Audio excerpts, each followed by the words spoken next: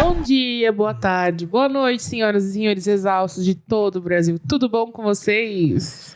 De certa forma sim, mas de certa forma não, mas estamos aqui. Mais Podia uma tá semana. melhor, né? Poderia. Eu sou a Ariane Love Maltini Eu sou o Vitor Trindade. E eu sou o Francisco Junqueira. e nós estamos exaustos. Tá tenso, né, gente? Não muito diferente das outras 39 vezes, porque esse é o nosso 40º episódio. Glórias, nós sobrevivemos a 40 programas. Tem mais de 40 porque tem os abraços coletivos. É, mas eles não contam como episódios Na oficiais. mão Mas de olha- Deus. Que vitória, hein? Vitória do povo de Cristo. Sobrevivendo, crescendo e charteando toda semana. No Brasil e no mundo, né? Porque a gente tá com convite internacional também. Eu amei, né? a gente aparece em charts em Portugal, no Uruguai.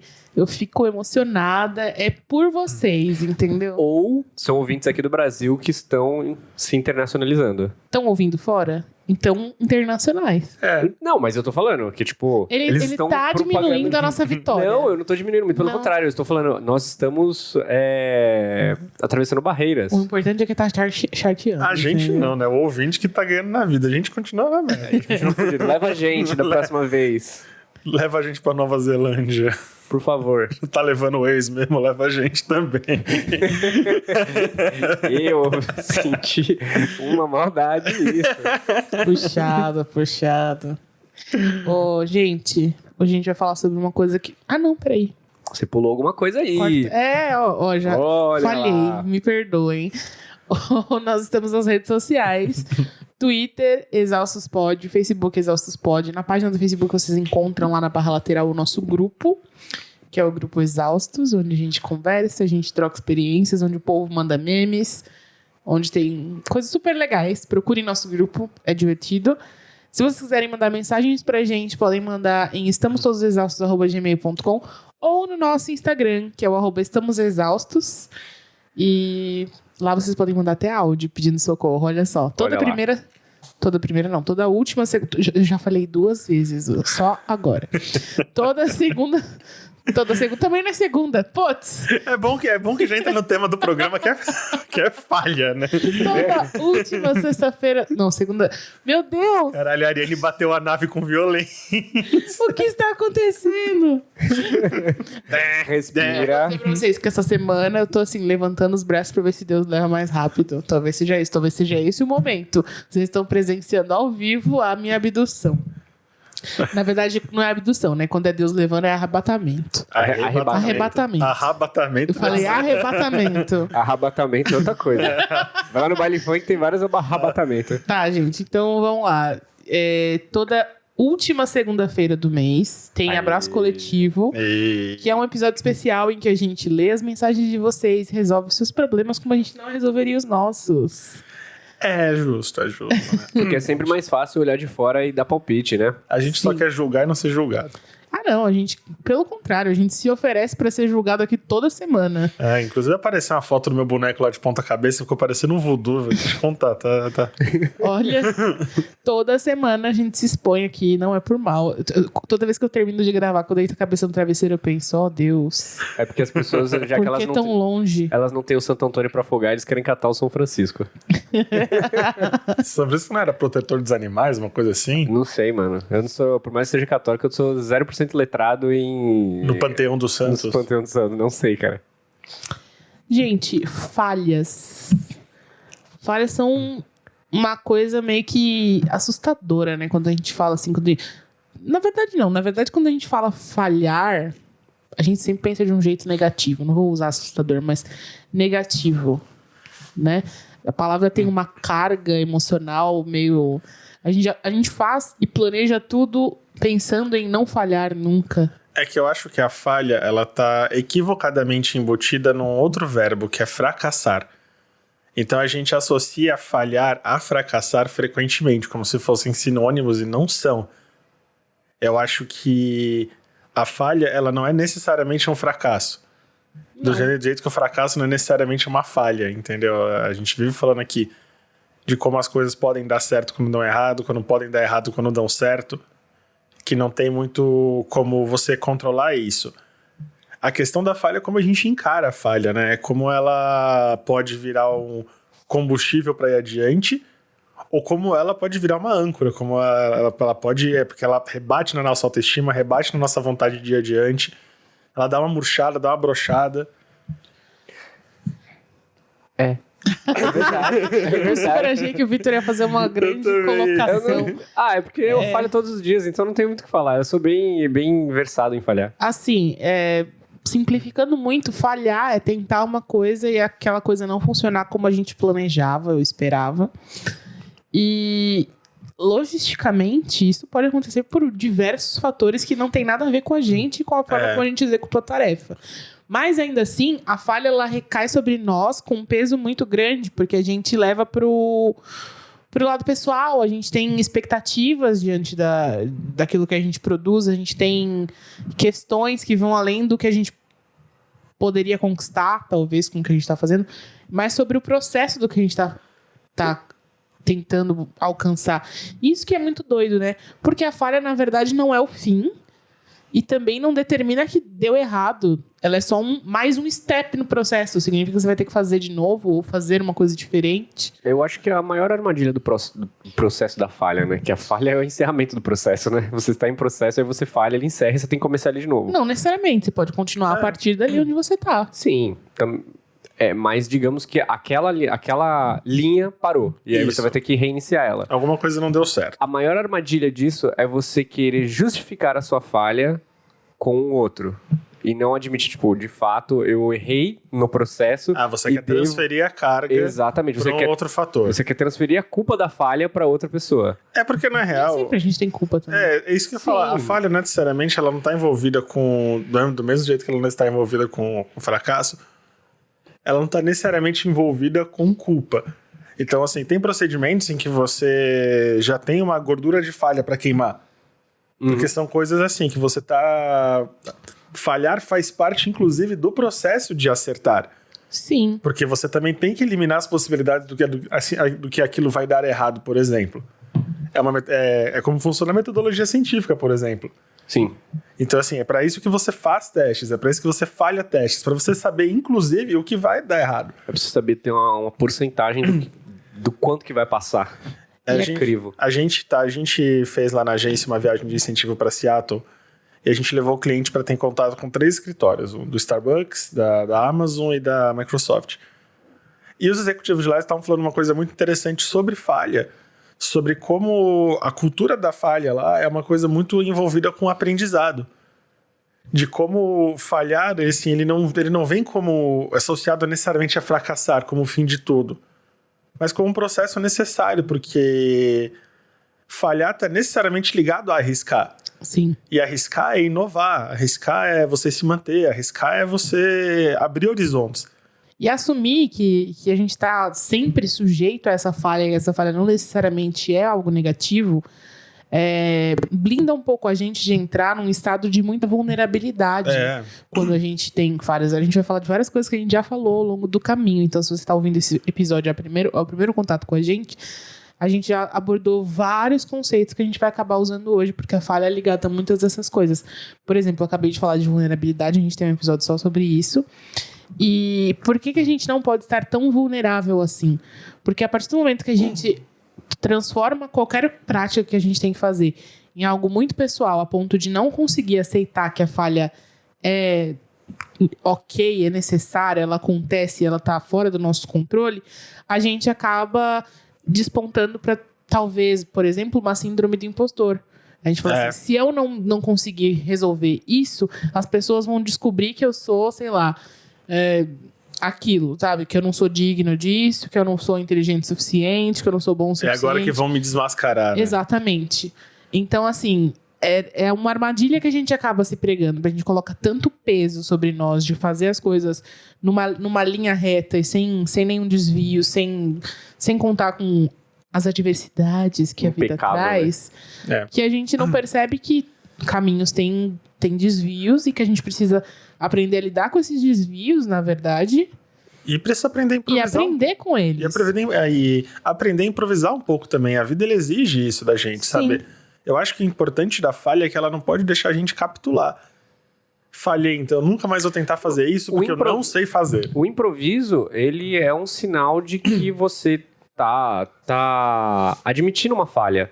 Tipo assim, eu tô tendo que improvisar porque as coisas não estão saindo do jeito que eu quero. Então eu vou ter que usar a minha versatilidade pra contornar esse erro, essa falha que tá persistindo. E não é uma coisa que exige que, meu Deus, agora eu vou ter que ser o cara mais esperto do mundo, eu vou ter que ter um know-how. Não, é uma coisa que a gente faz isso ao longo do dia de 1000 formas diferentes. Indo pro trabalho, você viu que, sei lá, a linha tal está parada. Você vai ter que improvisar, você vai ter que ir por uma outra via, porque da terminal você falhou em querer chegar no horário que você queria. E o importante é não capitular aquilo que você tá querendo fazer. Falhou, tudo bem, vamos achar outro caminho, entendeu? É sempre a analogia do RPG, entendeu? Você tem que sair da dungeon. Se você achar uma porta fechada, vai procurar uma chave. Sim. Entendeu? Não significa que você não vai sair dali ou que você falhou em sair dali. Significa que você só tem você tem mais alguma coisa pra resolver. É aquela etapa. Isso.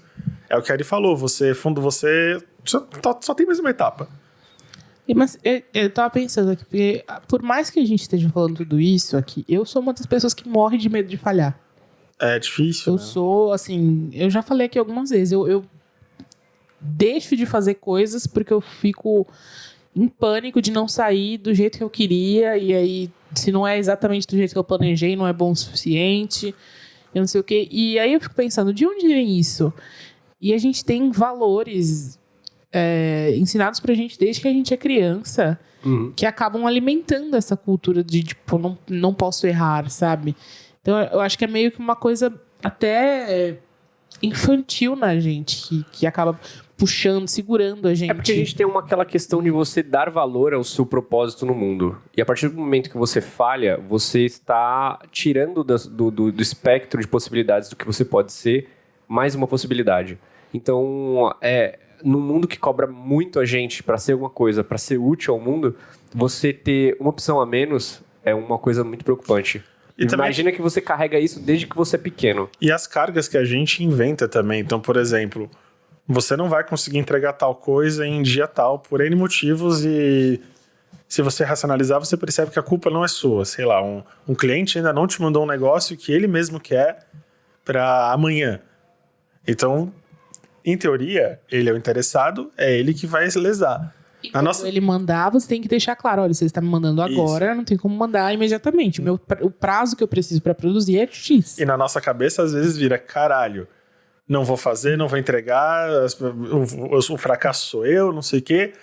Não, de repente não. De repente você só tá podado por motivos externos. Por isso que você tem que ter uma régua de tempo para você executar qualquer tarefa na sua vida. Você não pode fazer as coisas com prazos apertados, porque, cara, você tem que ter esse processo de falha. Tipo, sei lá, até mesmo para lavar uma cozinha. Você tem que ter um prazo de regra, porque vai que você esbarra em alguma coisa e no processo de limpar caiu a mesma coisa, você vai ter que recomeçar o processo de limpar. E é uma coisa que não é só mecânica também, é uma coisa muito pessoal, sabe? O jeito que a gente encara a falha reverbera no fato de que a gente, assim, na nossa cabeça, a gente só vai ser visto pela falha. Então, é disso que eu tô falando. Mais do que nas questões práticas, nas questões de personalidade mesmo, de valores que a gente tem. Por exemplo, que a gente é... E não estou falando que esses valores são ruins, eles são importantes em outras áreas da vida, mas se a gente dá... Agora essa frase vai ficar horrível. Se a gente dá valor demais aos valores específicos... Como que eu posso falar essa frase sem ela ficar horrível? Se a gente valoriza demais algumas virtudes... Isso! Se a gente coloca muito valor em certas virtudes, elas acabam se tornando prejudiciais, deixam de ser virtudes. Você acaba virando refém do seu próprio valor. Por exemplo, humildade. Você vê uma coisa e fala assim, quem eu acho que eu sou? Eu não sou tudo isso pra achar que eu sou capaz de fazer isso. Eu não vou. Então a gente deixa de tentar porque a gente, não vou falhar. Eu não sou tudo isso pra conseguir conquistar isso aí. Você começa a achar que você é avarento. Eu preciso ser humilde, eu tenho que entender que esse não é o meu lugar. Entendeu? Isso é um dos valores. Aí, sei lá, a gente tem a valorização do trabalho duro. Então, assim, eu preciso me matar de trabalhar, porque eu tenho que trabalhar. As pessoas valorizam um trabalho duro. Olha só, fulano trabalhou tanto para conquistar. Aí, tipo assim, vem alguém, tá te explorando e você aceita porque eu preciso, as pessoas aguentam trabalhar duro, eu preciso trabalhar duro também. É o mito do workaholic, né? Sim. E aí a gente acaba se prejudicando porque a gente não consegue enxergar que dentro dessas virtudes existe um espaço para falha também, existe um espaço para entender que não é só isso. Você tem que olhar para outro lugar, você tem que entender que você pode errar, que às vezes esse aqui não é o caminho. Então, sei lá. Você sabe que eu conheço uma pessoa que ela sofre muito trabalhando, ela sofre. E porque ela colocou na cabeça dela que ela é perfeccionista. Então, vamos supor que ela tem que construir um stand. Durante o processo de montagem, arranhou alguma coisinha ali. E a gente fala, mas olha, ninguém vai ver isso, porque as pessoas... Perfeccionismo é um desses valores. As pessoas sequer passam aqui, não tem necessidade de você estar desse jeito. E aí, na cabeça dela, aquilo existir, é como se o arranhão tivesse nela. Aquilo virou uma vergonha, e ela não fica bem, ela sofre. E a gente fala, cara, mas tá tudo bem. No meu trabalho acontece muito isso, porque a gente trabalha com coisas muito técnicas, muito procedimentos, a gente acaba se pegando, tendo uma visão muito... Como é que eu posso dizer? Precioso, cheia de preciosismo. Preciosista de coisas que a gente sabe que uma pessoa que não tá habituada a lidar com aquilo não vai notar. E aí acaba gerando problemas para nós mesmos, porque a gente, pelo fato de a gente conseguir enxergar aquilo, a gente acha que esquece que as pessoas não enxergam e que, tipo, elas vão notar um problema totalmente errado. E a gente começa a achar que aquilo é uma falha nossa. Coisa que, mano, manda pra frente esse negócio, o cliente não vai ver. E algumas coisas, elas simplesmente acontecem erros de percurso. Não são necessariamente nossa culpa. É evidente que em algum momento nós vamos fazer escolhas erradas. A gente passa a vida inteira escolhendo. Sim. Escolhas erradas vão acontecer. Não significa que você é errado. Você pode escolher errado às vezes. A gente se engana.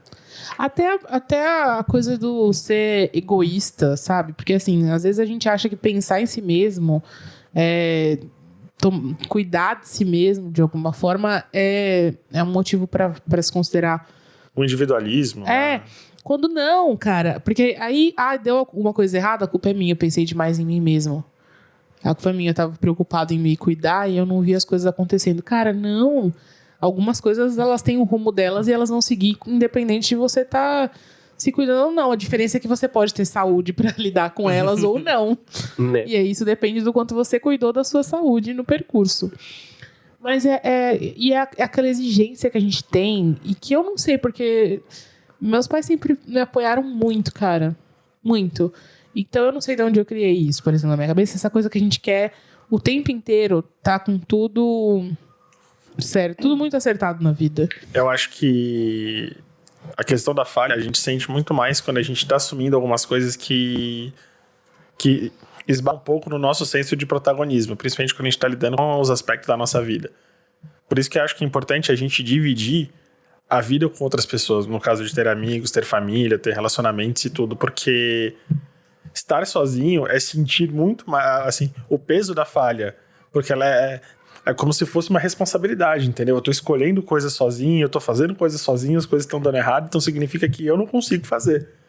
Eu não consigo viver. Só que você falou uma coisa engraçada, tipo, beleza, a gente tem que dividir pra, tipo, perceber que todo mundo falha e que tá tudo bem, que a gente acontece. O problema é quando você tem que lidar com aquela pessoa, quando você, sei lá, você tá dividindo com ela algum problema, e aí ela acontece, não, mas que comigo aconteceu pior, e que não sei o quê. E aí todo aquele episódio que você tava querendo dividir com a pessoa pra ela ser empática, vira uma história sobre ela, e é um saco, não seja essa pessoa. É papo de vó na fila do hospital, né? Quem que é que tá mais doente? A minha avó adora competir isso em fila de hospital. Mas eu acho importante a gente dividir um pouco o peso das coisas com as pessoas que gostam de nós, que estão ao redor, porque esse protagonismo excessivo, ele transforma as falhas, mesmo as pequenas, em coisas muito maiores do que elas realmente são. E a gente sente essa responsabilidade, a gente sente como se a gente estivesse falhando na vida, não em coisas necessariamente pontuais. E acho que isso, Somon, que você estava falando, o fato de que a gente tem um propósito, sei lá, onde que eu quero estar daqui a 10 anos? E aí eu fico, sei lá, eu quero estar com dinheiro, quero estar com trampo, e aí eu fico imaginando o Francisco de 18 anos falando isso. Com 28 anos eu não tinha nem metade das coisas que eu achei que eu teria com 25, por exemplo. E aí eu percebo que não é um problema meu, não é uma culpa minha. Evidentemente, a gente sempre pode fazer mais do que a gente tá fazendo. Não tô entrando nem nesse mérito. Mas é que, porra, eu não preciso conquistar o mundo antes dos 30. E isso é passado... Você não precisa conquistar o mundo, ponto. Mas isso é passado pra gente o tempo inteiro. Toda a comunicação que a gente recebe em casa, toda a comunicação que a gente recebe sobre quem tem sucesso na televisão, nas capas de revista... Se a gente não tiver aquilo ali, a gente falhou. Ou, entra outro espectro, a gente começa a admitir que a gente nunca vai ter aquilo ali e elimina de uma vez a possibilidade de lutar porque de repente você consegue aquilo também. Não, é possível. O que eu acho que, assim, você não precisa conquistar o mundo, mas você também não precisa viver uma vida sem propósito. Isso. E eu acho muito engraçado porque esses dias eu tava conversando com um colega e a gente falando sobre, tipo, mano... o seu propósito ele não precisa ser de escala mundial. Você, tipo, o seu propósito seja tornar a vida de uma ou duas pessoas mais fácil, independente de qual seja a forma, eu acho que já é um sentido muito bacana pra você estar no mundo já. Tipo, e você vai falhar no processo de construir isso. E até você perceber que não precisa ser gigantesco o seu propósito. Eu acho também que pode ser uma coisa completamente, tipo, você ter um propósito só pra você também não tem problema nenhum. Isso. Até porque a gente não pediu pra vir ao mundo, mas já que a gente tá aqui, a gente tem que conseguir lidar com a nossa existência de alguma maneira. Eu acho que essas coisas, elas têm que dialogar. O nosso propósito de vida, ele tem que dialogar com o propósito da pessoa que a gente escolheu ser. Da pessoa que a gente quer construir e quer deixar como legado. O que vai ficar aqui, afinal de contas, assim, quando a gente for embora, independente de crença, de tudo? Vai ficar a memória e legado. O que eu quero deixar? Como eu quero ser lembrado? Tem uma frase do Beowulf, que antes dele sair para enfrentar o próprio filho, que é o dragão, que ele vira para a esposa dele e diz, olha, eu não quero ser lembrado como herói, eu quero ser lembrado como um homem que errou muito, mas está indo lá brigar. Uhum. Eu acho que é um pouco por aí, sabe? Porque se a gente não fala das falhas, se a gente vive só uma coisa de só vou comentar as vitórias, é uma coisa muito, sei lá, me parece raso, porque contar como falhou é também contar como você levantou. Sim. Não tem como você assim, contar como você levantou se você não contar como você caiu. Tipo, por que você tava ali? São coisas que são ligadas. Mas a questão é que as pessoas já aprenderam isso. Só que elas só contam que elas falharam depois que elas já levantaram de novo. Eu acho que é importante. E aí né? eu não sei se... Eu sou meio contraditória nesse aspecto, assim. Eu acho que as pessoas usam muito o discurso do falhei e venci para se autopromover. E aí isso cria ainda mais angústia dentro das pessoas que estão assistindo, ao mesmo tempo que gera a esperança, porque tipo, nossa, ele também falhou e deu certo. Cria aquela coisa de, pô, até a pessoa conseguiu superar e eu não estou aqui tentando, olha quantas vezes já aconteceu de falhar e eu não consigo superar isso. E eu acho esse discurso complicado também, porque às vezes você tá vendendo uma ideia, porque, tipo, cara, tipo, tem 7 bilhões de pessoas no mundo, são 7 bilhões de realidades diferentes. Sim. E você vende a ideia de que em determinado núcleo da vida, se você insistir muito, vai dar certo, você tá deixando de levar em consideração inúmeros fatores que é diferente da vida daquela pessoa. E eu acho isso muito chato. Eu acho essa coisa da glorificação do sofrimento, da falha, uma coisa muito chata. Todo mundo que tá lá em cima, quando você vai ver uma entrevista, a pessoa não teve uma vida puta privilegiada. Todo mundo sofre, gente. Todo mundo tem problema. Então você sempre vai conseguir contar uma história de problema. Porque, enfim, o problema, o tamanho dele, ele independe. O que varia é a maneira como você conta a história. Dependendo de como você conta a história, uma farpa no dedo pode ser uma coisa grandiosa. E aí você vê várias pessoas que têm, tipo, a vida perfeita e sempre nunca tiveram dificuldade para alcançar aquilo ali. E que você... grandes histórias de superação de bullying, superação de trauma. E, vivi muito triste e agora tudo tá perfeito. E eu errei a minha empresa... Fali 10 empresas antes dessa daqui vencer. E hoje sou milionário, sabe? Ganhei com apenas 5 mil reais que meu pai me deu no meu aniversário de X anos. Eu tenho um pouco de medo disso, sabe? É que eu acho que não pode virar uma coisa mercadológica. Eu acho que né? então, mas quando a gente fala que a gente tem que compartilhar a falha, a gente tá dando abertura, porque é aquilo que a gente falou de vulnerabilidade. Quando a gente se mostra vulnerável, as pessoas criam empatia e aí as relações ficam mais fáceis, é mais fácil desenvolver. E por isso se torna mercadológico. Porque o mercado quer isso, ele quer encontrar onde as pessoas vão se identificar, o que vai fazer com que elas se sintam à vontade para poder querer ser aquilo que você está mostrando. Então, sei lá, eu acho que mais do que compartilhar a falha, é importante a gente aceitar que ela existe e aceitar que ela não muda quem a gente é, ela é parte de nós, sabe? Ela não muda quem a gente quer ser, na verdade. Mas eu né? acho Quem a gente é, eu acho, ela que eu acho que o que eu quis dizer foi justamente de aceitar. Acho que eu errei o verbo. Porque o que eu tava pensando é naquela pessoa que ela não tem noção do que ela passou para estar onde ela está, de como ela venceu. Então, por exemplo, eu conheço pessoas muito mais velhas, muito endurecidas, muito austeras, até um pouco amargas. Porque a vida foi difícil, a vida pesou, entendeu? Foram, sei lá, relacionamentos difíceis, períodos econômicos difíceis, crise, mais crise, mas a pessoa tá ali. E ela não percebe o tamanho da vitória de ela estar ali. Então, por exemplo, às vezes eu escuto a minha avó quando ela tá chateada e minha avó tem, assim, ela passa por depressão e tudo. E às vezes eu viro pra ela e falei, mas olha só, vó, eu acho que a grande vitória, a senhora tá aqui, não sei o que. Aí ela começa a contar as coisas que ela passou, e enquanto ela conta, esse processo de compartilhar, assim que eu tava falando, enquanto ela conta, ela vai percebendo como algumas coisas foram realmente difíceis pra caralho e ela passou por ali. Então, eu acho que tem que ter um meio termo ali. Tem gente oportunista pra cacete e tem gente que vende, né? Ah, sim, mas eu acho que agora eu entendi. Isso é muito menos sobre encarar suas falhas e compartilhar suas falhas, e mais sobre quando a gente tem sobre um problema, sobre falar sobre o que a gente está sentindo. Isso, exato. E aí, independente de ser falhas ou qualquer coisa, às vezes a gente só precisa ser ouvido.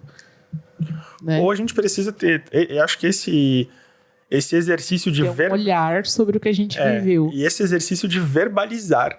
A gente verbalizar as situações. Porque às vezes as situações passam, a gente sobrevive, acordei mais um dia e fica lá batido. Verbalizar isso, a gente não tá só falando para alguém que está ouvindo, mas a gente tá falando pra gente ouvir. Você tá organizando as ideias para você conseguir fazer... É um exercício muito bacana de você conseguir... Você ter um espaço para você contar determinadas coisas do seu dia, ou de coisas que você tá... em que necessariamente você falhou. Porque o exercício de você organizar as suas ideias para passar para uma outra pessoa a sua experiência te faz ter uma outra visão sobre aquela mesma experiência. Porque, tipo, a outra pessoa precisa entender. E aquilo tá tudo muito bagunçado na sua cabeça. E a partir do momento que você tem que verbalizar e você começa a organizar aquilo em palavras, torna, tipo assim, dá um outro sentido e um outro valor aquilo. Eu gosto de verbalizar, uma coisa que me faz bem, porque na minha cabeça a falha, ela é um balão gigantesco. E eu tenho muito medo de uma coisa gigantesca. Eu falei, meu Deus do céu, isso pode me esmagar e eu vou morrer, mas é um balão. E quando eu conto pra alguém e a pessoa fala, não, mas você tá exagerando um pouquinho.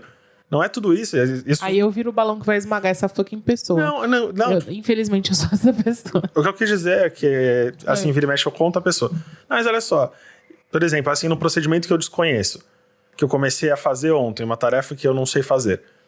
Aí, de alguma coisinha, eu já acho, caralho, fudeu, eu vou destruir tudo, aí vem o balãozão. Até que alguém olha e fala, não, isso acontece mesmo. Vira e mexe, acontece com todo mundo aqui. E é como se pegasse um alfinete e pum. Aí você percebe que era só um balão. Por mais que ele fosse gigantesco, ainda é só um balão. Na minha cabeça é muito assim. Então, ouvir de uma pessoa que... essas frases me confortam muito. Tipo, calma, acontece. Ah, comigo não conforta, não. Aí acho que eu tenho problemas. Não, mas acho que é cada um. Tipo assim, é um exercício meu. Mas essa coisa que vocês estavam falando antes, de listar, por exemplo, é uma coisa que a gente trabalhou... quando eu estava escrevendo o primeiro livro, não sei se foi o primeiro ou o segundo, enfim, um dos livros do bem... ele tem muito isso de listar. Lista aqui as coisas que deram errado hoje. E aí, ele tem aquela brincadeirinha de tipo, agora destrua isso aqui que vai embora, o problema vai embora junto com isso. Mas aí, quando a gente chegou no da gratidão, eu pensei assim, cara, é realmente importante, né? Quando a gente fala sobre listar as coisas que a gente fez de errado, é muito fácil. É muito fácil você falar, isso aqui deu merda, deu merda, deu merda. Lista aqui as coisas que estão te incomodando. Aí a gente faz um monte. Aí lista as coisas pelas quais você é grato. As pessoas não têm a menor noção de como começar uma lista dessa. E eu que indiquei, quando coloquei no livro, falei assim, eu não consigo também. E aí uma das sugestões, na hora que eu tava escrevendo, foi colocar assim, fala coisas sobre o que você errou, lista que coisas que você fez que deram errado e o que você pode aprender no processo com isso, ou o que isso pode, como você pode transformar isso em algo positivo, porque enfim, já aconteceu, agora não tem mais o que fazer. E é um exercício que eu esqueço dele direto. A gente é muito cruel conosco. Mas quando eu lembro, me faz muito bem. Assim, porque, enfim, a merda já deu, né? O que eu posso fazer com isso aqui que eu tenho na minha mão agora, com esse resultado? Eu acho que esse questionamento é muito importante, porque às vezes a gente mergulha no mérito da falha e a gente esquece, isso é importante, que já aconteceu. E a gente fica, mas eu devia ter feito, tá bom, mas não fez. Eu devia ter feito diferente, mas eu não fiz. E agora... E a vida continua acontecendo. Sim, e agora eu tô aqui parado no trilho do trem, especulando por que não fez de outra forma, eu não tô vendo que o trem tá vindo aqui, entendeu? Então eu preciso pelo menos ter o bom senso de sair. E existem dois caminhos que são problemáticos. Esse de parar porque você paralisou diante da falha que aconteceu, e o que te paralisa e que não permite que você faça nada porque você tem medo de falhar. Exatamente, você vira a sua falha, né? A falha não aconteceu ainda, mas você tem tanto medo de aquilo dar errado que você nem tenta. E quantas oportunidades a gente já perdeu na vida? Um monte. Porque a gente pensou, não vai... E começa desde novo, assim, tipo, o que você vai fazer no vestibular? Não vou estudar música porque ser artista não dá dinheiro, sabe? Coisas assim. Não vou tentar não pra mim, não vou tentar tal faculdade porque a nota de corte é muito alta, nunca vou conseguir, sabe? A gente nem tenta estudar e se dedicar para passar. Não, a nota de corte é muito alta, não, nem vou tentar, não é pra mim. Sabe? Isso eu tô falando aqui pensando no meu recorte privilegiado de gente que estudou a vida inteira numa escola particular e que tem os meios para passar naquele negócio, entendeu? Assim, então, pensando no contexto da sua vida, se você hoje soubesse que não existe a menor chance de você falhar, o que você faria de diferente? Se eu não tivesse nenhuma chance de falhar? Como assim? Se eu fosse acertar tudo? Se você tivesse que fazer uma coisa, com certeza você vai escolher uma coisa pra você fazer que com certeza vai dar certo. O que você faria? Não sei, acho que eu faria. Não, você faria, obviamente, né? O que você faria? Não sei se pode ser uma pergunta retórica pra vocês pensarem aí, entendeu? Uma coisa mais de assim, sonho, sabendo que você não vai falhar, você faria diferente a sua vida agora? Sim. Entendeu? Com certeza, sim. Entendi agora. Sei lá, eu acho que se eu não tivesse... Quando eu fui fazer vestibular, na minha cabeça tinha que ser alguma coisa envolvendo letras, que eu falei, eu sou muito ruim de conta, não sei o que, jamais vou fazer nada com números, e eu sempre gostei de astronomia, por exemplo, ou de oceanografia. São duas profissões que eu me vejo facilmente, mas eu falo, não vai dar certo nunca, não vou saber nunca fazer porra nenhuma, não tem São duas profissões que eu não consigo nem imaginar o que as pessoas fazem. E a gente não oceanografia é o geógrafo do mar, certo? Sim. Eu acertei. O geógrafo da Terra eu já não sei muito bem o que ele faz. Tirando aquele que dá aula na escola. Ele estuda pedra. Essa história é muito engraçada. Eu tinha uma colega que o namorado dela era geólogo, né? E aí a gente perguntou, e seu namorado, o que ele faz? Ele fala com pedra. É geólogo, não é geógrafo? Geógrafo. Não, mas isso é enfim, tá a mesma coisa, tá ali. Geógrafos e geólogos. Eu confesso que agora eu não sei o que um geógrafo faz. Então, se você é geógrafo e tá aí... Então, as pessoas que eu conheço que estudaram geografia são professores, sabe? Exatamente. Síntese da palavra. Geógrafo. Então, provavelmente tá falando sobre o território. Grafia. Então, quer dizer que você faz mapas. Talvez o Vitor esteja errado. Não, porque tem o cartólogo também, não tem? Não. Cartógrafo. Não, cartógrafo. Cartólogo Nossa, gente, sério, novamente... Estamos falhando. Por favor. Chegando no raciocínio. Voltem. Terra para Vitor e Francisco. Não sei sobre se eu pudesse acertar alguma coisa. Se for nesse lado profissional, cara, eu agradeço muito de eu ter errado na minha vida de não ter virado músico, porque senão eu nunca ia descobrir que eu adoro um outro sentido que é áudio em si. Eu acho que eu sou muito mais realizado Mas você como percebe que eu não tô técnico. perguntando se você... Eu O que sei, você faria? Mas eu tô falando, eu tô me hoje, justificando daqui pra frente. vindo da linha de raciocínio do Francisco. E aí, eu acho que se eu pudesse fazer uma coisa que fosse acertar, cara, tinha uma bolinha de papel que eu joguei no ensino médio, que eu errei. Ai, meu Deus. E aquilo me virou um problema. Cara, eu acho que eu nunca apanhei tão forte do meu pai por causa de uma bolinha de papel que eu errei e catou na professora. Mas assim, então, sei lá, se você... Tô brincando. Nessa gravação, vocês conseguem perceber que os meninos eles não têm nenhum objetivo pro futuro da vida deles. Porque eu fiz uma pergunta pensando no futuro e eles voltaram pro passado pra revisitar. Eu não sei. Eu não teria esse trauma que eu tenho hoje de apanhar tanto do meu pai. Eu não sei se sei lá, esse negócio de pensar no futuro, eu acho que... Não precisa ser uma coisa complexa. Eu sei que não, Pode mas... ser tipo, eu vou na montanha-russa porque eu tenho medo que ela caia, já que não vai falhar, então vai dar certo, sabe? Foi um exemplo bem bosta. Mas é tipo isso, assim. É pra deixar claro que tem coisas estúpidas que a gente não faz por medo. Cara, a gente não... Quantas vezes a gente deixou de falar com alguém porque a gente antecipou a rejeição? Sim.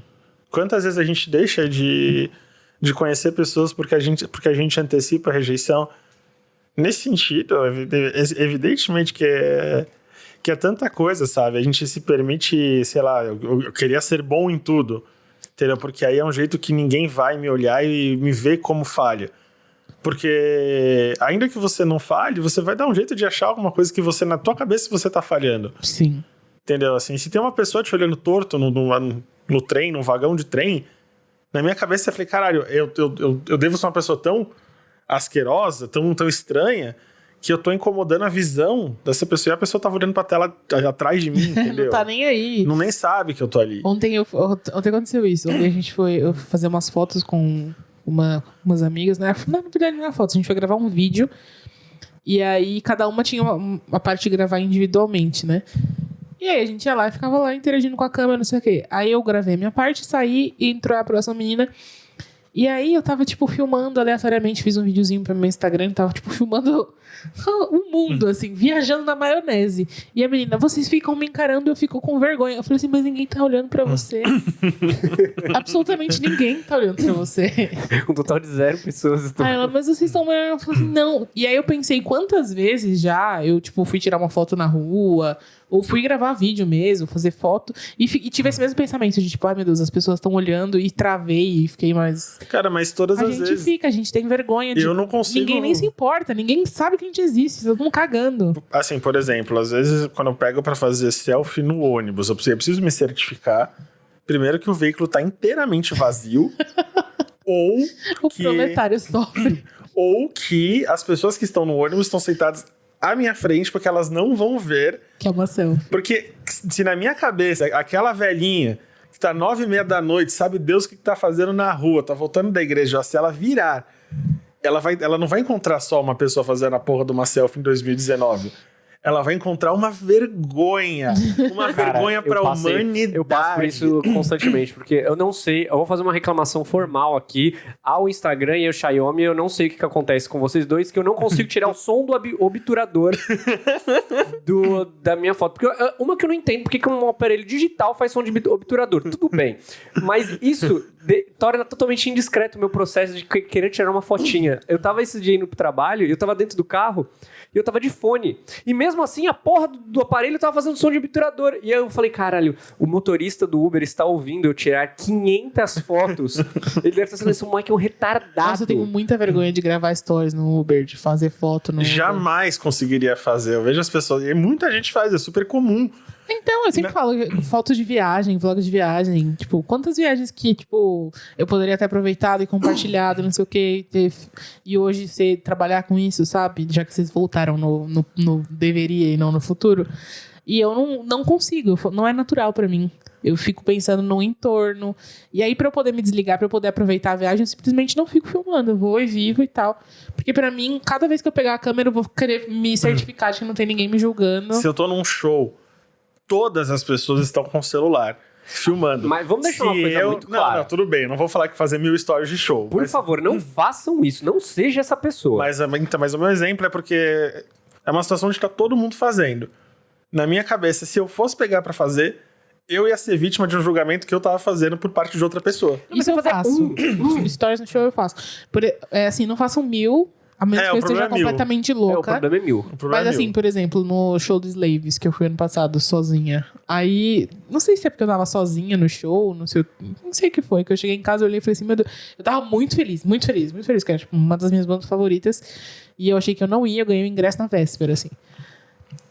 E aí, eu fiz muitos stories. Então, tipo assim, não fico julgando, porque não sei a emoção que está batendo ali na pessoa no momento. Assim, tem muito disso. E aí eu percebo que talvez eu sinta esse medo, porque talvez eu seja uma pessoa que aponta o dedo com a mesma facilidade que eu tenho medo que apontem pra mim. A maioria das coisas que a gente não faz porque a gente tem medo de falhar ou porque a gente tem medo de ser julgado, são julgamentos que a gente faria. E por isso que a gente fica, oh meu Deus, mas vão me julgar. Porque a gente julgaria isso dessa forma. E a gente tem esses receios e a gente não para pra pensar que ninguém tem nada a ver com a nossa vida, entendeu? Eu tô tentando fazer esse exercício de ser mais leve nesse sentido, de falar, puta, não vou ficar olhando o que fulano tá fazendo no meio da rua, desde que não atrapalhe ninguém, faça o que quiser. Exatamente, sabe? Francisco, não olhe o celular das pessoas no... Eu até olho, tipo assim, eu não olho porque, tipo, eu sou muito alheia, assim, eu vivo no mundinho da lua. Mas assim, não deixaria de olhar, agora eu mudo o meu mindset. Como assim? Tipo assim, foda-se, eu olho, que legal que essas pessoas estão fazendo, não tipo, ai, nossa, olha. Não, é que o Francisco, tá vendo, ele é um comentarista, eu vou te entregar. Mas a gente não tá falando disso, a gente tá falando de ler o que as pessoas estão falando, mas do ato de você estar incomodado, porque, por exemplo... Nossa, aquela menina ali tá ouvindo trap, né? Tipo assim, nossa, aquela mulher tá usando aquela roupa assim, assado. E a gente tá cercado de gente que faz isso. Nossa, a fulana tá fazendo maquiagem dentro do dentro do Uber não, dentro do ônibus. Eu admiro, porque com o negócio trepidando lá, ela não conseguia errar maquiagem. Na verdade, tem um pouco de agonia, que eu fico pensando assim, nossa, imagina só a freada, meter o negócio dentro do olho. Eu fico pensando também que o lápis de olho vai ganchar, a menina vai virar o Odin. Mas assim... Infelizmente não vai ser uma história tão gloriosa assim, eu não perdi o olho na batalha, Foi a batalha do proletário, em busca de sua renda mensal. Mas é tipo isso, a gente começar a ser um pouco mais leve da forma como a gente julga o mundo, porque aí a gente se julga menos, a gente tem menos medo de ser julgado também. E não é fácil, gente, isso é muito difícil, muito difícil. E a gente é muito... a gente não consegue entender a falha como um procedimento normal. Primeiro porque a gente não consegue entender quando é com os outros em relação a nós. Então, assim, eu faço muito esse exercício com a minha mãe, por exemplo. Se a gente vai, sei lá, em algum estabelecimento, a minha mãe acha que as coisas são caras. E ela sente na obrigação de falar disso com o vendedor. Como se a culpa fosse dele. Aí eu olho pra ela e falo, mas não foi ele que estipulou o preço. Por que você tá jogando essa carga nele? Porque a culpa não é dele. Ele só passa o código de barra lá e cobra o valor no final. Sim, ele só tá... Ele faz parte do segmento menos responsável possível desse processo. Não tem por que você colocar essa carga nas costas dele. Porque a gente também tem tanta coisa nas nossas costas que na primeira oportunidade de colocar na de alguém, porque é muito confortável, nós colocamos. É o processo de transferir, que eu tinha comentado no começo do episódio, de você transferir a resolução da sua falha para uma outra razão que nem necessariamente é você. Então, o que acontece é quando a gente se sente tão julgado, tão para baixo, que na primeira oportunidade de julgar, a gente faz, porque a gente sente que esse deve ser o lado vitorioso do ciclo. Ou a minha vez de apontar a falha de alguém. E isso não é não é uma coisa bacana, não é... Tem que dar, como diria a Daenerys, break the wheel, pelo amor de Deus. Minha mãe tem uma frase para isso, você tá por cima da carne seca. É uma frase mais ou menos assim, tipo, quando você fala muita merda de alguma coisa, e aí acontece com outra... Acontece corriqueiramente com você aquilo, e aí, quando acontece com outra pessoa, você vai lá e aponta o dedo. E fala assim, mano, você tá... As pessoas fazem muito isso. Mas fazem o tempo inteiro. Tem gente que você vê apontando no outro, falando não sei o que, a vontade de falar, mas cara, você tava fazendo isso ontem. Eu falei disso já algumas vezes no episódio. Que eu falei que é inclusive muito natural que, por exemplo, você notar isso em personagens, que a gente odeia os personagens que mais parecem com a gente. Porque a gente enxerga as nossas falhas ali, a gente não pode criticar, a gente sabe que é igualzinho. E a gente transforma aquilo não sou assim, então. Talvez você seja assim, entendeu?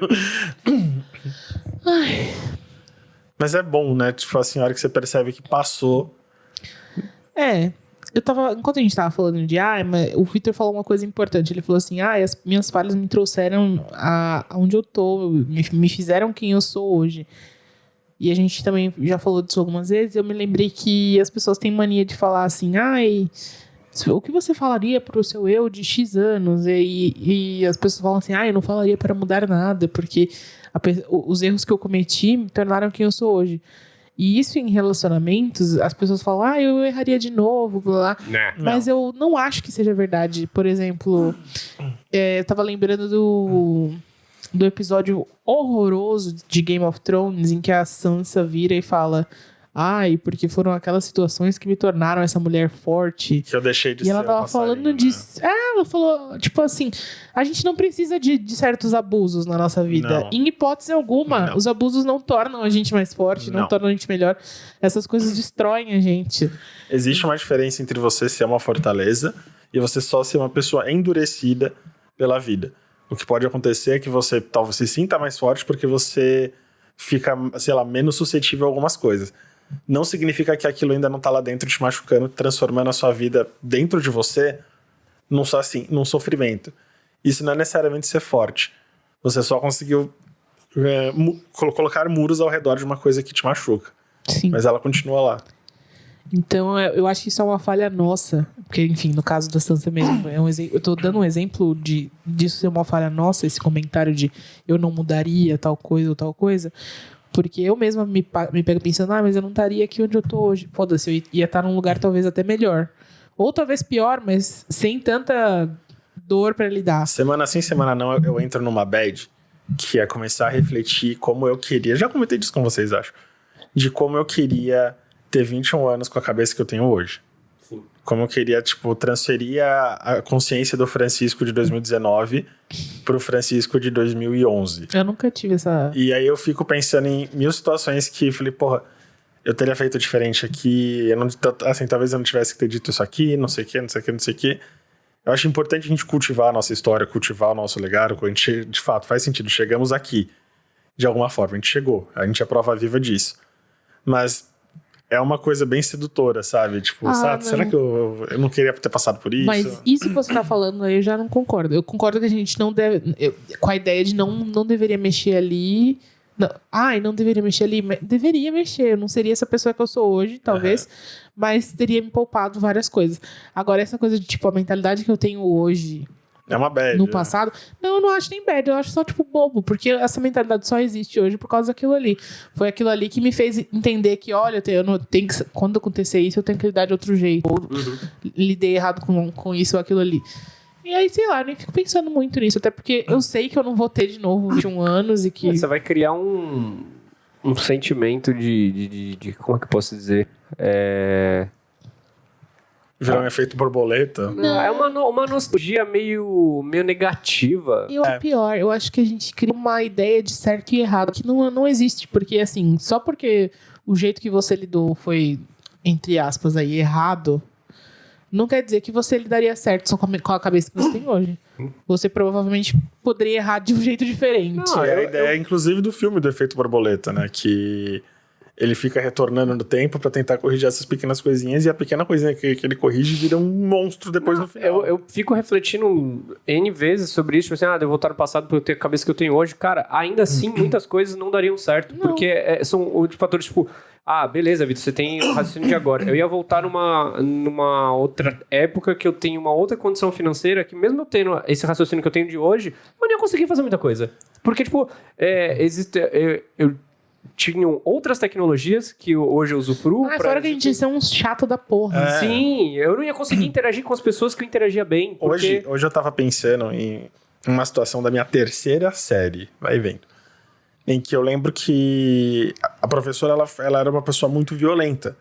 Era uma senhora e, cara, o jeito que ela se comportava com as crianças, na minha cabeça, é uma coisa que é inadmissível. Eu jamais veria um filho meu ouvindo uma pessoa gritar como ela gritava com uma criança. Terceira série, a gente tinha quantos anos? Terceira série, provavelmente 8. 8. 8. E eu lembro como ela gritava, e eu via a raiva na feição dela. Chamava Neuza. Aí hoje eu ficava pensando, eu falei, caralho, eu queria muito... Vou entrar na cabeça do Francisco da terceira série pra olhar pra ela e falei, por que você tá gritando desse jeito? Eu sou uma criança, a senhora deve ser uma pessoa de 60 anos e você não vai gritar assim comigo. E saí andando. Eu falei, caralho... Sua vida deve ser infeliz para cacete. Pra você, o único momento de extravasar é você ser violento com um monte de criança que não sabe reagir com você. Imagina a pressão que deve ser a sua vida. E aí eu fiquei lá no sofá do meu pai falando, caralho, eu tô planejando a minha vingança no tempo contra a professora Neuza da terceira série. Ai, gente. Nossa, que triste a vida dela mesmo. Que, por exemplo, a minha mãe, ela dá aula pra criança e o momento feliz da vida. Ela ficou muito mais feliz depois que ela começou a ter alunos mais novinhos, assim. A gente foi ver Aladdin ontem no cinema e aí a sala tava cheia de criança. E era uma coisa, tipo, as risadas e aplauso, sabe? E uma vibração. Era uma coisa muito fofa, assim, muito gostosa. E aí ela virou e falou assim, vocês viram por que eu não fico mais doente? Por que tipo... Por que eu consigo seguir? Porque é assim, meus dias são assim. E a criança, ela tem uma coisa de valorizar, às vezes, mais o trabalho, né? Entendeu? Da criança criar uma afeição. Ela ficou doente essa semana, né? E aí ela não... Ela teve que... Ela foi pro hospital, aí foi levar o atestado lá na escola. E aí a aluna encontrou ela no corredor e falou assim, você tá melhor? Você tá se cuidando direitinho? Imagina, ela vai me contar toda feliz. E eu falei assim, realmente, cara, deve ser muito bom, né? Trabalhar. Porque é muito verdadeiro, é diferente das interações que a gente tem no dia a dia com adultos, querendo ou não. Eu tenho 2 situações, assim, nesse sentido. Um foi com essa mulher na terceira série. E na quinta série, que eu acho que, assim, provavelmente, se eu tivesse que dizer, foi aí que começou a minha dificuldade com matemática. Numa prova que eu havia ido mal, né? E o jeito que o professor lidou, dizendo que as palavras foram essas, você é péssimo. Nossa, que querido. E aí na minha cabeça, eu falei, cara, beleza. Não sirvo pra isso. Eu não sei fazer matemática. E de fato, foi uma coisa que, assim, foi uma dificuldade que me acompanhou até o final do período escolar. Eu só passei colando pelo ensino médio. Senão, certamente eu teria tido algum problema. Mas era uma coisa assim, é uma coisa que entrou na minha cabeça porque uma pessoa não soube dizer, assim, comunicar para uma criança de 11 anos que é normal ter dificuldade. Se esforça mais que você consegue, não é tão difícil. Vamos tentar fazer, você tá precisando de alguma coisa? Eu conheço gente muito inteligente também que passou pela mesma coisa. Que ouviu uma, 2, 3 patadas em vez do professor ensinar como fazer, decretou fracasso pra pessoa. E aí a pessoa assumiu aquele fracasso de um jeito tão forte que, sei lá, hoje adulta ainda tem dificuldade, sabe? E aí, diferente da gente que optou por uma área que não tem matemática, a pessoa tem que lidar com isso na vida dela. É complexo. Então é muito foda, né? Porque você sentencia, né? Quando você trata assim com uma criança, por isso que eu acho que em relação aos pais e tudo, eu falo isso muito pro meu pai, porque eu tenho um irmãozinho mais novo, que eu falei, olha, eu acho que você não tem que colocar tanta carga quando ele dá um vacilo, especialmente se ele deu um vacilo tentando acertar. Uma coisa é tipo assim, ele deu um vacilo porque é um sem noção, porque meu irmãozinho também te contaram, não é fácil, tava destruindo uma loja hoje. Mas assim, se ele vacilou tentando, assim, o que eu acho que tem que fazer? O que ele estava tentando fazer? Você percebe que talvez a intenção seja boa, mas beleza, o inferno tá cheio de boa intenção, mas porra, ele estava tentando fazer alguma coisa ali na cabeça dele, tá em crescimento. Ele não é um adulto com discernimento de certo e errado completamente. Então eu acho que você tem que, mais do que apontar a falha, valorizar o que ele tentou fazer. Que isso vai deixar a criação dele mais leve e vai começar a colocar na cabeça dele que é normal, às vezes, falhar tentando fazer alguma coisa boa. Senão a gente não vai pra frente. E hoje a gente cresce completamente traumatizado, sabe? Eu nem vou voltar de novo naquele assunto que a gente falou 900 vezes já, mas nossa cultura é feita pra gente não aceitar falhar mesmo, né? Pensando agora em escola e em tudo isso que a gente tá falando. Tem que ter nota 10, tem que ter nota boa, não tenha média escolar, tenha um vestibular logo em seguida. E se você não faz isso, você não vai... eu sei, tem aqueles piadas horrorosas sobre trabalhar em rede de fast food pro resto da vida. que fazem, são extremamente preconceituosas, piadas capacitistas, e a gente lida com isso a vida inteira. Se você parar pra pensar, desculpa, nego, o peso de, beleza, uma coisa é eu te chamar de filha da puta, outra coisa é eu te chamar de cuzão, isso tem um peso. O que vocês acham do peso de chamar uma pessoa de fracassada ou de perdedor? Eu não sei assim na cabeça de vocês, mas pra mim é muito mais pesado. Até de burro. Ou de burro. Frustrado. Isso, infeliz, mal amado, são coisas extremamente mais densas do que seu filho da puta, por exemplo. Entendeu? É porque você... Até porque você tá derivando, tá xingando a mãe da pessoa, no caso. Não tem nada a ver. Às vezes ela tem um pouquinho a ver. Não, tem muita mãe que é responsável. Então, é o que eu ia falar. Essa semana eu peguei um trampo lá no serviço que, cara, era de um mau gosto, mas era de um mau gosto terrível.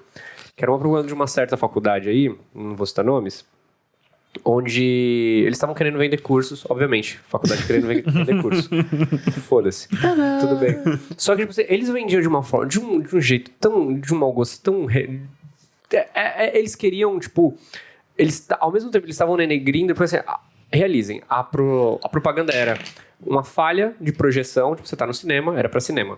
E aí o projetor tecnicamente começava a falhar, e aí como se você estivesse ouvindo a conversa dos projetistas.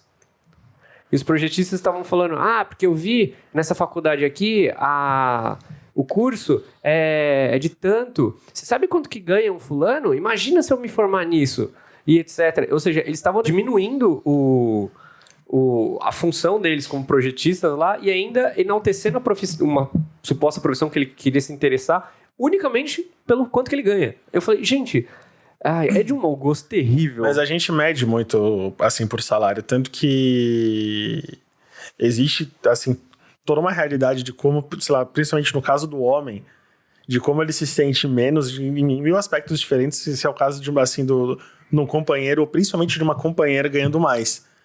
A gente se mede pelo quanto que a gente ganha sem perceber que a gente tinha que ganhar mais independente de tudo.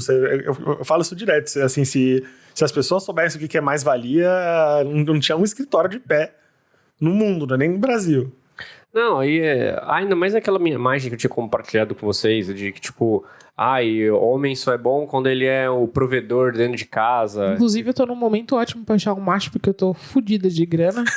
Então você que concorda com isso. Quando eu ganhava bem, era realmente um parto. Então você que é babaca, que quer ser provedor, fala, vem prover aqui, pelo menos. Não precisa nem prover, contanto que pelo menos você não precisa projetar sua insegurança de ganhar menos que eu em cima de mim. Tá foda. Se você ganhar menos que eu, realmente o negócio tá difícil aí. Tá aqui minha conta, paga as minhas coisas e se sinta melhor, eu não me importo. Cara, é muito engraçado, né? Porque, assim, mesmo que eu ganhasse pouco na época que essas situações aconteceram, que não era o caso, eu nunca quis isso na minha cabeça, e isso também tem a ver com o fracasso. Eu nunca quis que ninguém pagasse nada pra mim. A maior sensação de fracasso, de falha, a falha que eu sinto que é mais dolorosa é quando, por exemplo, tem um problema financeiro e aí eu preciso pedir ajuda, sabe? Porque eu sempre penso, eu tive todo o caminho, eu tive todos os privilégios, fiz tudo o que era possível e olha que bosta, não, sabe? E aí eu nunca quis ninguém pra pagar a conta minha, nem no céu, nem na terra, nem em planeta nenhum. Eu prefiro ficar sozinha a ficar com alguém que vai pagar as minhas coisas. Porque eu acho que a gente tem que dividir. Eu não me sinto confortável. É isso. Eu não me sinto confortável com os meus pais me ajudando. E eles são meus pais, sabe? Pra eles é o maior prazer da vida deles é poder fazer com que eu me sinta bem, que as coisas funcionem bem. Aí, homem... E assim, eu não estou julgando quem se sente bem com as outras pessoas pagando, mas é a minha realidade. Tipo, a minha cabeça, ela dá um bug se eu tiver que pensar. E aí vem esses caras super... masculinidade frágil, porém travestidos de esquerda festiva, cara de boa, super descolado, super moderno, antenado com as novidades aí. E aí, descobriu que você ganha mais, percebe que sua realidade é tipo, ou de boa, o cara fica um lixo, te maltrata, Nossa, te larga, porque não aceita de maneira alguma. O ego vai lá no... É muito bizarro isso, realmente. Eu nem sei como a gente chegou nesse assunto, mas porque como traumático pra mim. A gente chegou de como a gente se mede, principalmente por causa de tudo, assim, o homem, como ele usa o salário de régua pra saber se deu certo ou não. E, em especial, se ele tá ganhando menos que a pessoa com quem ele convive. O que é uma coisa doida, né? Porque, assim, eu nunca quero, não quero que ninguém pague nada pra mim. Mas eu entendo quando você começa a se relacionar com alguém, quando você tem um casamento, uma coisa assim, porque, enfim, eu acho que pra você dividir seu salário com a pessoa, valores, você tem um nível de intimidade, né? Você não sai falando pra todo mundo quando você ganha. Eu não sei no universo de vocês, no meu é assim. Não, acho que todo mundo. Se não é, para Mas de... é quando a gente chega nisso, assim, se você gosta de alguém, se você se importa com alguém, se você tem uma relação de intimidade dessa, vocês dividem as coisas. O caixa do casal está gordo, é isso que é importante. Exatamente. Tipo assim, nessa situação, a gente... Até porque casal não faz nada, tipo assim, eu defini que nós vamos fazer isso. É um equilíbrio. Tipo, vamos fazer tal coisa? Eu tô meio sem grana. Então eu te cubro dessa vez, da próxima você vai. É o que deveria ser, né? É o ideal, né? Eu tenho até hoje. Não quer dizer que é necessariamente o que acontece. Mas é o ideal, né? Tipo, eu acho bizarro essa coisa de querer ganhar mais e querer estar sempre melhor. Querer estar melhor do que... E aí, tirando assim, não precisa ser casal, pode ser amigo, mas querer estar melhor que as outras pessoas. Tipo, ficar mal quando o outro tá bem. Cara, isso é coisa de gente dodói. Mas sabe o que é isso? É um poder. O que acontece? Você achar que você ganha menos... você tornar a relação uma competição. E aí, quando você, independente da parte, acha que você ganha mais que outra pessoa, quer dizer que você tem mais poder valor. Não, você tem mais poder de decisão. Poder de decisão, E aí deixa de ser uma relação. E tem gente que vira uma competição. E tem gente que argumenta com isso também. Tipo, eu já ouvi muito isso em milhões de desabafos. As pessoas, elas contam que, por ele estar pagando tal coisa, ele acha que ele pode fazer isso. E, tipo, acha que pode te tratar mal, acha que vai chegar em casa a hora que quiser e não... Tipo, você é casado com a pessoa há 20 anos, se você sustenta a casa, vai chegar a hora que quiser em casa e não precisa dar satisfação pra ninguém. Isso, na real, infelizmente, é muito comum em casamentos mesmo, em que, por exemplo, alguma das partes está sem emprego. Entendeu? Isso é muito comum, esse tipo de argumentação. A gente tem uns casos de abraço coletivo já que passaram por isso, né? Sim. Outra coisa que eu tenho muita vergonha, por exemplo, de pedir que pra alguém pague uma coisa pra mim. Aí eu fiz eu tava fazendo exercício, inclusive, com o Vitor. Porque aí o que eu percebi? Falei, cara, é muito engraçado. Antes eu morria de vergonha, assim, de pedir, sei lá, Vitor, sei lá, me paga o almoço. Só que eu percebo que nos 15 primeiros dias do mês, que é onde eu tô mais abastado, eu normalmente banco as coisas do Vitor. Dos últimos 15 do mês, normalmente ele banca as minhas. Falei, casal moderno. Falei, caralho, eu devia ter comprado flor pro Vitor no dia 12. É um casal moderno. Em vez disso, o Vitor foi mandar mensagem pra pessoa, pra cremosa errada aí, dando parabéns, que eu li lá. Ai, gente, nem fala disso. Que merda que você fez? Oi? Você não viu? Você não viu o que eu falei? É que no último episódio eu tinha comentado com uma amiga minha. E eu julguei, e eu deixei claro que não era uma boa ideia. Ele fez o quê? Logo em seguida, saindo da minha residência. Então, assim... Que cagada que você fez?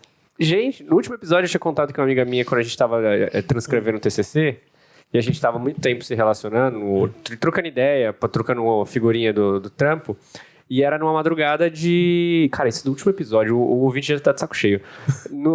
E aí, era a madrugada pro Dia dos Namorados. E aí a gente tava conversando, kkk, rindo, etc. Aí ela virou, caramba, amanhã é Dia dos Namorados, né? Eu falei, pra você ver, a gente se dá... tipo, ela falou, zoando, né? A gente se dá bem melhor que muito namorado e a gente nem namora. Se vocês pudessem ver o meu olho virando nessa hora. Ela falou, a gente se dá melhor se dá bem melhor do que muito cara. Eu lembro da história, mas o que você fez? E aí ela mandou um coraçãozinho, tipo, feliz dia dos namorados. Eu falei, kkk, legal. Eu achei fofo. E aí, só que eu fui fazer isso com uma outra pessoa que eu também... tinha esse mesmo tipo de relação atualmente. Só que as mensagens, por conta da internet, saíram em ordens erradas e virou uma coisa muito cringe, que eu não quero nem transcrever aqui. Olha, eu não vi o teor, eu não vi o conteúdo das mensagens, mas só da história que você contou, se as mensagens tivessem vindo na ordem certa, não, mas eu também ia achar tosco. As mensagens, elas... A pessoa não é sua namorada, você não dá feliz dia dos namorados. Você não feliz dia dos namorados.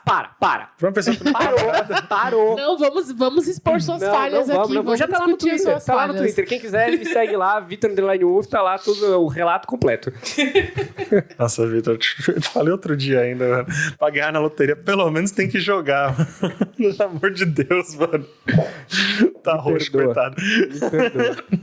Eu falhei, eu errei. Eu sei, Tá por isso bom? que eu tô trazendo aqui pra mesa. Inclusive, podem trazer minhas falhas também, eu aceito. Eu acho que as pessoas, todo mundo devia fazer Twitter, né? Porque o Twitter, ele é um escape, né? Pelo menos pra nós três aqui, ele funciona nesse sentido. Nossa, né? Ultimamente eu tô apagando meus tweets. Eu faço e apago, porque eu não tô suportando. As pessoas estão muito chatas, velho.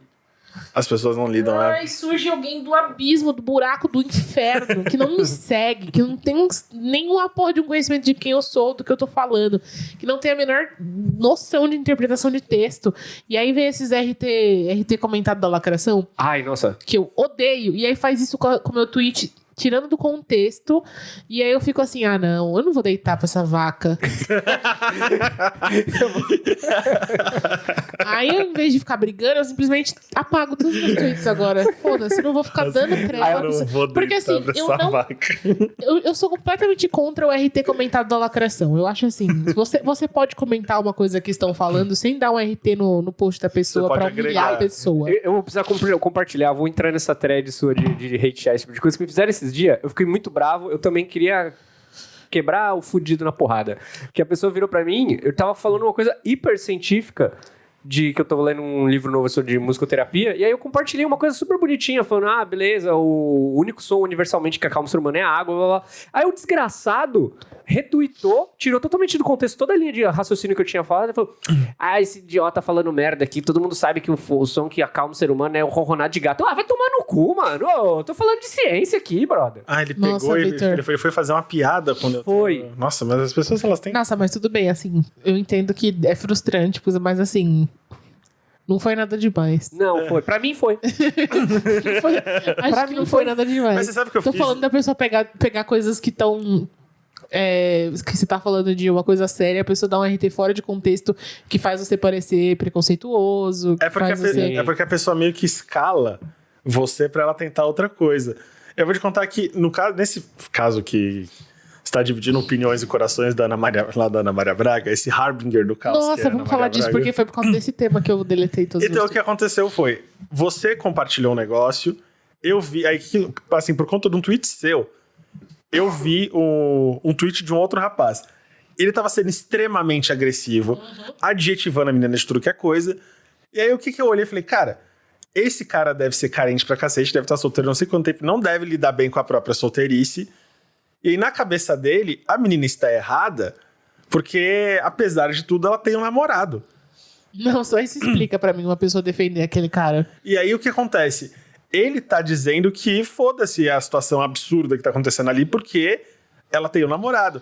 Aí eu retweetei e falei, cara, olha só como... eu retweetei com o comentário. Meu comentário foi, olha isso aqui, como a pessoa fica agressiva pelo fato dela não conseguir lidar com a própria carência. Isso aqui é tenso, cuidado com gente assim. E aí eu caí num tweet seu, falando sobre retweetar com comentário. Falei, putz, será que eu fiz merda? Comecei a... cara, Eu não vi esse seu tweet, não era como você tava falando de uma coisa que eu mesma fiz. Que foi um tweet sobre Dia dos Namorados, que alguém fez. Que acho que você deu um reply pro cara. O cara falou, porque Dia dos Namorados é uma data comercial, e terminava com um pau no cu de todos vocês. Ele foi super agressivo, falei... Aí você respondeu pra ele assim, nossa, a gente falou sobre isso no episódio de uma forma um pouco mais leve, se você quiser, ouça. Você falou. Eu tinha retweetado ele falando assim, nossa, ver um tweet desse me faz ficar com vontade de apagar o episódio que nós gravamos, porque eu tenho medo de ter despertado sentimento desse em qualquer pessoa possível. O cara tá agressivo, Tipo, a nossa ideia não é, de maneira nenhuma, quando a gente fala eu odeio Dia dos Namorados, era de uma forma bem humorada. Até a gente é super equilibrado. A gente conversou. Sim. Vocês ouviram. Quando vem uma pessoa completamente no rage, meu Deus, porque eu odeio, porque pau no cu de Deus. Eu fico assim, meu Deus, eu fiquei com vontade de apagar tudo, porque eu falei assim, será que o que a gente gravou, será que a gente falar sobre essa origem capitalista, ela despertou isso nas pessoas? Aí logo em seguida eu falei assim, caralho, mas eu tô compartilhando em cima do tweet do cara que tá se sentindo sujo. O cara já tá se sentindo um bosta. Pra postar um negócio desse, tem que estar na merda. Aí eu retweetei por cima, aí eu peguei... Ele não está. Aí eu peguei e apaguei. E aí falei assim, não, gente, tinha comentado, mas eu resolvi apagar. Porque eu acho que não tem valor nenhum o fato do cara tá falando isso. Tipo, eu posso fazer esse comentário sem retweetar o cara, sem expor ele, sem fazer ele se sentir pior ainda sobre o que ele tá falando, que já não tá muito bom. Mas antes disso tinha acontecido o caso da menina. Que foi, eu tava ano passado eu fiquei doente, né? Vocês sabem, já contei aqui, fiz a cirurgia. E aí fui fazer a consulta de retorno. Então fui bem no dia que eu tava no consultório de manhã e ficar passando na Maria lá. Você viu ao vivo aquilo acontecer? Sim. Gente. E aí tava eu e minha mãe sentada do meu lado. E a minha mãe olhou pra mim, e eu falei assim, meu Deus, ela vai explodir ali, ela tá muito pistola. E a minha mãe falou assim, nossa, Ariane, completamente igual a você, essa menina. Igual, você faria isso com certeza. Sabe a única coisa que me incomodou naquela situação inteira? Assim, tipo, não a única coisa é a situação em si incomodou. Mas a forma como que eles dialogavam. Eles dialogavam, tipo, uma coisa assim, e você achou que não ia ter problema, né? Tipo, de uma coisa mais pra dentro. Gente, usa o diafragma. Porque, essa é a grande questão. Tava todo mundo falando que ela humilhou e expôs ele, mas ela tava fazendo de tudo pra se pra manter. Ser serena. Ela tava sendo a lady. E ele tava cutucando, ele tava tipo assim, não, mas eu sei que você não gosta, mas eu espero que... O cara é tão bosta que ele sabia que ela não gostava daquilo, ele sabia que ela se sentia mal, que ela era tímida, que ela não gosta de surpresa. E aí, ele, além de colocar ela em surpresa, colocou uma surpresa na Globo... Que ela foi pressionada aí, porque, né, tipo, foram no trabalho, insistiram pra ela ir no negócio, encheram o saco até ela aceitar. E aí a mulher, de frente pra trocentas câmeras, sendo bajulada ali, do jeito que ela não se sente confortável, o cara ainda pega e fala assim, eu sei que você não se sente confortável, isso foi mais mas maluco, eu tô fazendo por você. Porque assim, ele queria discutir, ele queria, não feliz em colocar a namorada dele ao vivo, ele queria discutir o que tava acontecendo ao vivo também. Cara, percebeu que fez a merda? E vida que segue. Vamos jantar. Acabou Finge que nada aconteceu. Acabou esse ciclo. Aí as pessoas queriam que ela fingisse que nada aconteceu da parte dela, assim, com o cara questionando. O que eu vi? Ele questionou, ela respondeu. E eu faria da mesma forma. Aí todo mundo, não, mas tinha que ser educado, brigasse em casa, ela aceitou foi porque educada. quis. Eu achei ela educadíssima, porque eu, chegando, se eu, assim... a gente não prevê reação quando quando são coisas que a gente odeia, que a gente não sente bem. A gente não prevê. Mas assim, eu sinceramente me vi naquela situação de levantar e sair. Falar assim, vocês vão gravar isso aqui? Levantar e sair. Ninguém tá me pagando nada, não assinei contrato nenhum, tchau. Eu não sou obrigada. Sai pra minha casa. Pelo amor de Deus. E a menina ainda postou depois no Facebook dela, fez um texto falando, as pessoas não sabem o que se passa no relacionamento, porque as pessoas ficaram dos outros. Tá rolando julgamentos, tá rolando coisas desnecessárias e que não precisava. Eu não estava confortável, não sei o quê. Gente, quando eu vi isso ao vivo acontecendo, eu pensei assim, cara, será que é o primeiro, tipo... Será que é o piloto, né? Não, que assim, sei lá, eu comecei a sair com o Vitor agora, ele, vou fazer uma surpresa pra ela. E aí, tipo, deu merda. Mas não, eles estão há 5 anos juntos. Sim. Tipo assim, se com 5 anos de relacionamento, você não consegue prever que não vai ser bom fazer aquilo, porque que a sua companheira não gosta, então tem um problema aí, né, meu amigo? Até porque eu sempre falo que essa coisa de grandes gestos, de surpresa, se você não tá fazendo, se você não tá com uma pessoa que gosta muito dessas coisas, muitas vezes essas coisas são feitas pra quem faz e não pra quem tá sendo feito. Cara, se você, tipo assim, sabe que a pessoa... Você tá fazendo por você mesmo, pra poder dizer eu fiz, eu ofereci, eu dei, sabe? E aí a pessoa mesmo não... Porque na moral... Aí que tá. Isso aí não é uma falha tentando acertar que a gente falou. Não. Isso aí, ele tava falando pra assim... Ele não queria que ela, meu Deus... Ele queria que as pessoas que estivessem assistindo tivessem... Nossa, que namorado legal esse cara. Ele fez uma coisa diferente. E, de fato, ele cativou isso muita gente. Muita. Tem muita gente dodói? Talvez. Não acho que seja dodói as pessoas. Acho que as pessoas elas são carentes, são sozinhas. As pessoas se veem também no lado rejeitado, sabe? Eu mesmo, eu poderia muito bem me sentir empatia por ele. Tipo, nossa, vê quantas vezes eu quis ser legal com a pessoa e a pessoa... Eu achei a pior parte. Mas a gente acha que a gente acha, principalmente as mulheres, elas têm obrigação de ficar feliz com tudo que se faz por elas. Qualquer migalha, tipo, eu não posso ter opinião, eu não posso não querer isso. Eu tenho que sempre sentar calmamente, aceitar, viver aquilo da maneira que você esperava. E só então, depois que a gente viveu e que você teve o prazer de me oferecer a sua belíssima companhia na Globo, no programa da Ana Maria Braga, me tirando do trabalho, cansada, acumulando trabalho pro fim de semana, pra poder expor, sei lá, que bosta. Porque o jantar de Dia dos Namorados é pros dois, não é pra televisão. Pra comer aquele vinagrete de azeite aquela que tava sopa de ervilha. Que tava com uma cara asquerosa, com aquela desgraça daquele cozinhou aqui comigo, cozinha em casa. Não, Ah, que moleque imbecil. Puta que. Desculpa, moleque. Não desculpa quem se identificou. Mas que idiota. Não é um idiota. Pior que isso, é a Ana Maria no final do vídeo argumentando. Porque eu quero mostrar que os namoros nem sempre não sei o que, com o idiota Louro José foi constrangedor. E as pessoas falando não, porque ela tinha que ficar quieta e tinha que ter falado em casa com ele. Caralho, gente, quanto que a gente engorda. Por que a gente é obrigado a aceitar tudo? Se ela tivesse engolido aquilo ali ao vivo, não ia ter conversado em casa. Não ia. Ela ia estar berrando com ele em casa se ela não tivesse carregado ali. O cara é tão sem noção que agora, já estamos aqui, vamos jantar pelo menos. Conversa em casa da merda que fez. Então fica aí um aviso pra vocês, homens, mulheres, crianças. A gente não é obrigado a tolerar tudo não, só porque a pessoa parece estar fazendo algo legal. É travestido de boas intenções que muita coisa errada acontece na nossa vida. Posso falar uma coisa muito sincera? Uma coisa é, vou comprar isso aqui pra Ariane, vai que ela gosta, ela não gostou, tudo bem. Vou levar a Ariane para a Ana Maria Braga para um jantar que vai ser televisionado no horário comercial, onde tem muita gente assistindo, já que... Por que não colocar a cara... Sabendo que ela é tímida? Nossa, que ela odeia a surpresa. Por que não colocar a cara de uma pessoa tímida pro país inteiro ver? Um jantar com as câmeras apontadas. E as pessoas, não, mas porque quando ela viu as câmeras, ela devia ter saído. Ai, querido, vai lá então, é fácil demais, né? Vai lá então, fica lá, sentado numa cadeira com o Louro José comentando da tua vida. Vai à vontade, porque se é comigo, eu ia estar olhando incrédulo, não era nem raiva que eu tô sentindo. Por que você achou que seria uma boa ideia? Eu não ia ser. Ô, gente, outra coisa, televisão é editado, viu? Sim. A gente só viu o que eles quiseram que a gente visse. Ana Maria Braga é um harbinger do caos. Eu só queria dizer isso pra vocês. Deve ser muito desconfortável trabalhar com ela. O Louro José tá aí há sei quantos anos trabalhando com um cara enfiando a mão no rabo dele. Ele trabalha desconfortável todo dia pra ele. Eu só da Ana Maria Braga. Eu já tô deixando a deixa aqui porque eu vou participar de um reality show e eu não sei o que vai passar aí. Mas eu já tô avisando, é tudo edição. Eu sei. É tudo edição. Ai, caralho. Por isso que o melhor que tem é aquele Power Couple. Aquilo ali, a vida como ela é. Total. Meu sonho, mas não é possível. O melhor possível de falha e casal é aquele vídeo que tá rolando da Nicole Bolsa.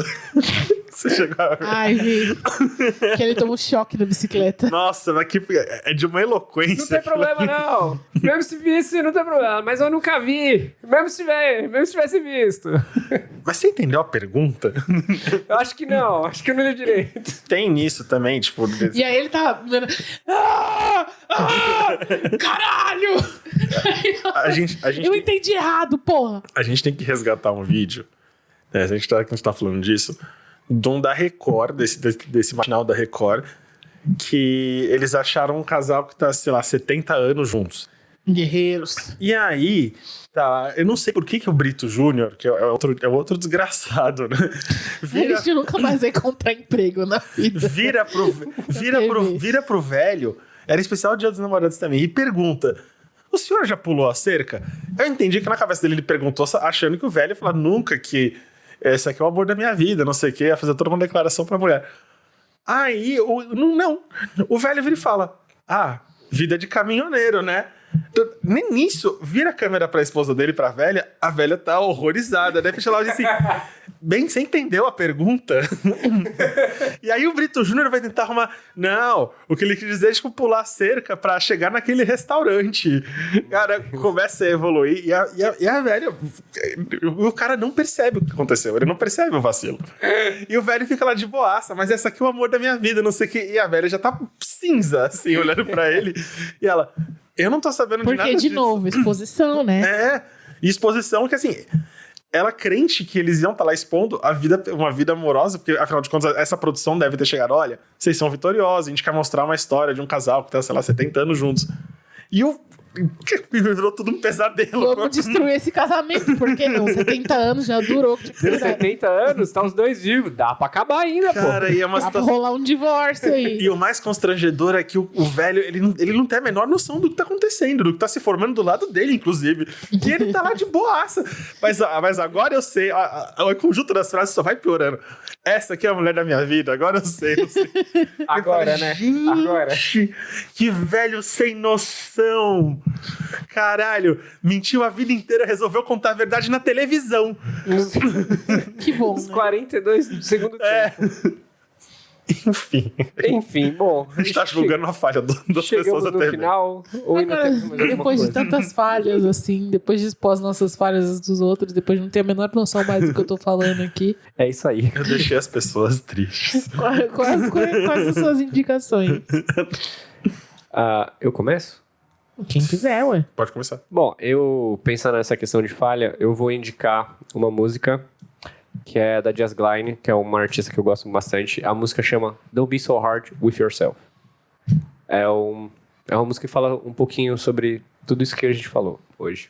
E é uma música que eu sempre ouço quando tá tudo dando merda. Eu acho que eu vou voltar no filme do Efeito Borboleta, porque ele dialoga muito com isso, com essa bad vibe de querer voltar no tempo, de querer arrumar as coisas e não perceber que algumas coisas elas só tinham que ter acontecido para que outras, assim, pudessem acontecer. Como a vida é uma grande cadeia de eventos. E eu gosto, nessa vibe, eu gosto também do Brilho Eterno de um Momento Sem Lembranças. Que é tipo assim, você apaga o seu erro, você vai cometer ele de novo, porque você não tem a vivência. A memória. Esqueci o que eu ia falar. Tudo dando tapa na minha cara aqui. A que ponto chegamos? Mas a minha indicação não é essa. Porque é isso aqui o mínimo que vocês podem fazer na vida é vocês assistir Brilho Eterno de um Momento Sem Lembranças. Minha indicação é Agretsuko. Saiu a segunda temporada. Saiu. Gente, maravilhosa. Nessa segunda temporada, a Retsuko continua... Ela tá bem mais zen, porque, enfim, ela resolveu os problemas do trabalho dela na primeira, né? E aí, ela reencontra com a mãe dela. A mãe dela começa a ficar em cima dela, porque é hora dela casar. E aí, tipo assim, desde o primeiro episódio já me identificando demais com ela. Minha mãe nunca me pressionou pra eu casar, mas tem aquela coisa da mãe super protetora que, tipo, tem a chave escondida do seu apartamento, aparece, arruma tudo e fala assim. Aí você fala, mas eu não pedi pra você arrumar. Ela fala assim, mas filha, não é tão melhor arrumado. E aí destrincha essa relação legal, não, né? Peraí, vamos reformular. Destrincha essa relação forte da Retsuko com a mãe dela e ao mesmo tempo dela com ela mesma e de porque ela quer e não quer um relacionamento. E no final, deixa eu encontrar um jeito de não dar spoilers. O que eu gostei mais dessa temporada é que ela mostra pra gente a importância da gente saber se impor diante da ideia de relacionamentos. Porque é uma coisa que a gente fala muito aqui nesse espaço aqui do Exaustos, que é a gente às vezes tá tão carente que eu quero um relacionamento a qualquer custo e esquece das próprias vontades, porque a primeira pessoa que aparecer que aceitar ficar com a gente essa é a coisa legal da Agretsuko, porque e a coisa que ficou mais forte, assim, que eu acho que vocês vão entender quando vocês assistirem, é que a frase que a gente martelou muito nos últimos episódios do amor não basta, ela ficou claríssima, muito bem exemplificada nessa temporada. E eu fiquei, tipo, apaixonada por isso. É o meu momento. Obrigada, Sanrio, por me representar, por fazer o Mariane vestida em formato de pandinha vermelha. E é isso. Falei demais, mas falei com orgulho. E eu assisti Aladdin no cinema também, amei muito. Assistam dublado, porque tá muito foda. O gênio é a mesma voz. Ai, Daniel Garcia, que no caso vocês conhecem como Gloria Groove, fazendo Aladdin também, tudo de bom. Só sucesso. A menina que faz a Jasmine é uma menina que fez Les Miserables. Também amei quando eu vi o musical e quando eu comecei a assistir. E eu vi ela cantando, eu falei, ai meu Deus, sem condições, sabe? A gente vai ver, né, Vitor? Aladdin era meu desenho. Ver essa semana ainda. Aladdin era um dos meus desenhos favoritos. Eu assistia muitas vezes e eu não tinha noção de como ele era um dos... Meu Deus, eu me entupi completamente. Não tá saindo a minha voz, tá presa na garganta. Eu não tinha noção de como era um dos meus desenhos favoritos até chegar no cinema. Eu lembrava que eu gostava muito, mas eu só lembrei cada vez que começava uma nova cena, eu lembrava das várias vezes que eu tinha assistido aquilo e que eu tinha colocado a cena no repeat lá na fita, rebobinado e voltado. E ai, gente, é muito bom. Agora que você falou, eu acho que Aladdin foi o primeiro filme que eu vi no cinema. O meu foi Rei Leão. O meu também.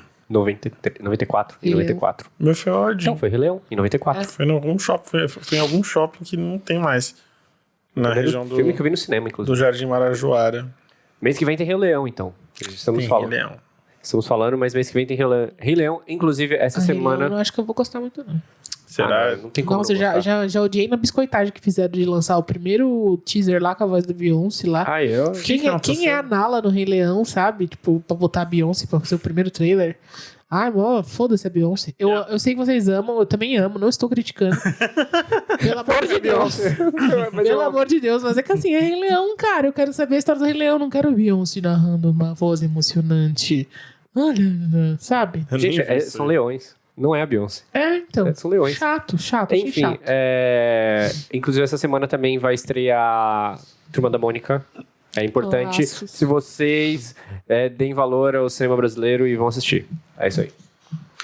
Esse foi o nosso... Eu ia falar nosso interessante, né? E olha isso, a própria Wander roubando os quadros. Essas foram as nossas indicações. Fica a dica aí pra vocês. Até semana que vem. E é isso. Não esqueça de seguir nossas redes sociais. Exaustos Pod no Twitter. Estamos Exaustos no Instagram. Isso. Tá certo? E no Facebook, que é Exaustos Pod. Então nos sigam nas nossas redes sociais. Eu sou Vitor Wolff. Ariane Freitas, Love Maltini. Colf Junqueira. E vemos vocês na semana que vem. Eu não vejo vocês nunca mais, né? Mas a gente se ouve aí.